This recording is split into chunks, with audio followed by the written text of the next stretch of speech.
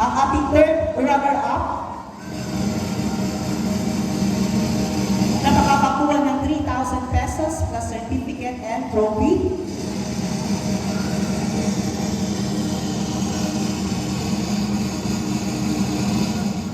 Our third runner-up, Sumayaw Sumapuso Dance Contest winner, garnering score of 94.8%.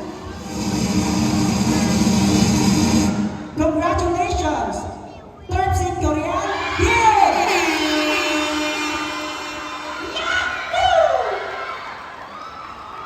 Okay, dito na kayo, Terps in Korean, here. Ito yung mga magagaling na ladies natin.